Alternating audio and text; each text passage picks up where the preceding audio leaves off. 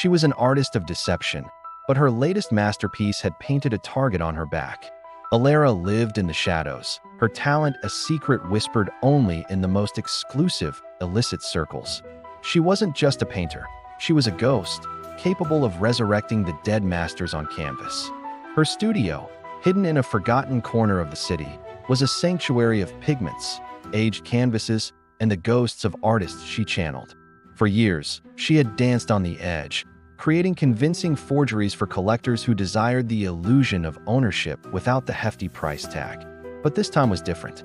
The commission arrived through an encrypted message, signed only with a single initial, V. The request was audacious. A perfect replica of the Crimson Lady, a long-lost Vermeer rumored to be in a private collection.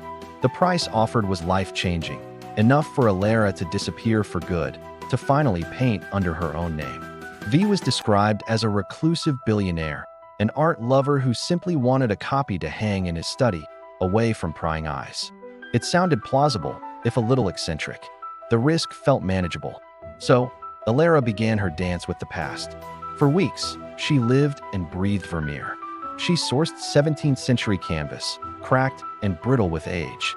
She ground her own pigments using the same minerals Vermeer would have used: lapis lazuli for the vibrant blues, lead tin yellow for the ethereal light. Every day was a ritual. She'd study high-resolution photographs of the master's known works, absorbing his unique way of capturing light, the delicate sfumato that made his subjects seem to breathe. She replicated the craquelure, the fine network of cracks that time had etched into the original, using a complex process of heat and resin.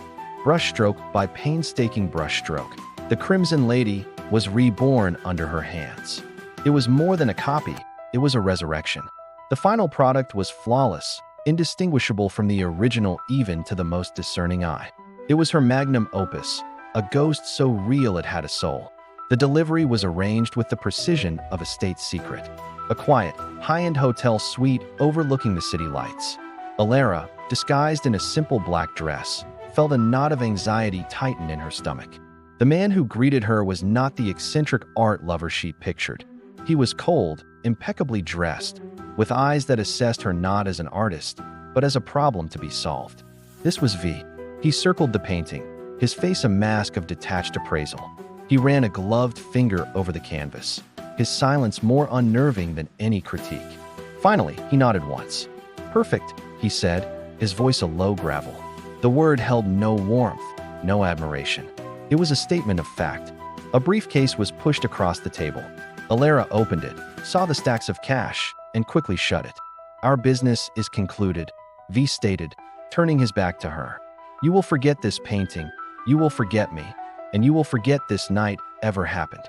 Alara left the hotel feeling a chill that had nothing to do with the night air.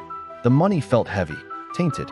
She tried to push the feeling away, telling herself it was just the paranoia of her profession. She was out. She was free. She spent the next few days planning her escape, her new life. She looked at apartments in distant cities, imagining a sunlit studio where she could finally be herself. The relief was intoxicating. Then, the world shattered. The news broke like a thunderclap across every major channel. The Crimson Lady, the priceless Vermeer, had been stolen from the secure vault of the Geneva Heritage Museum. The heist was described as impossible, a work of art in itself. The thieves had bypassed state-of-the-art security, leaving no trace. But they had left one thing behind: a forgery. A perfect, museum-quality forgery, left in place of the original. The experts were baffled, calling it the most sophisticated art heist in a century. Alara's blood ran cold. The image on the screen was her painting, her masterpiece. The truth hit her with the force of a physical blow. V hadn't wanted a copy for his study. He'd wanted an alibi, a replacement. Her perfect forgery was now a key piece of evidence in the biggest art theft of the decade, and she was its creator. She wasn't an accomplice. She was a loose end. The only person alive who could connect V to the crime. Her anonymity, her carefully constructed shield, had been vaporized. The paranoia was no longer just a feeling, it was a certainty. A black sedan began parking across the street from her building. A man in a gray suit seemed to be at the coffee shop every time she went out. Her encrypted communications went silent. She was being watched, hunted. V wasn't just a reclusive billionaire. He was a phantom who cleaned up after himself, and she was the last mess. Her sanctuary, her studio, had become a cage. She was a prisoner surrounded by the tools of her own downfall. The days bled into a tense, sleepless haze. Every creak of the floorboards, every siren in the distance, sent a jolt of pure adrenaline through her. She barricaded the door, living on canned food and stale coffee. The city outside, once a playground of anonymity, was now a hunting ground. The news reports continued, her painting's image flashing on screen, a constant reminder of her fatal miscalculation. They called her work genius. They called it a phantom's touch. She just called it her death warrant. She knew they were coming. It wasn't a question of if, but when. Tonight, the when arrived. Heavy, deliberate footsteps echoed in the hallway outside her studio. They stopped at her door. The handle jiggled, once, twice, testing the lock. A heavy thud vibrated through the reinforced steel door. Then another, louder. They were here. V's enforcers. They weren't going to knock. Panic seized her, cold and absolute. Her eyes darted around the studio, a room filled with priceless art and the tools to create it, but nothing that could be used as a weapon against the men about to break down her door. Her gaze fell on her phone. It screened a single point of light in the dim room. Her fingers trembled as she picked it up. One call could bring the police, but it would mean confessing everything, trading one prison for another. Her other option?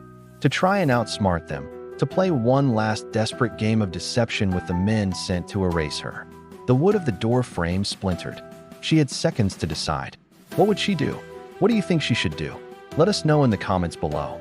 We'll be continuing Illyra's story, so if you enjoyed this and want to see what happens next, make sure to hit that like button, subscribe to the channel, and turn on notifications so you don't miss the next part.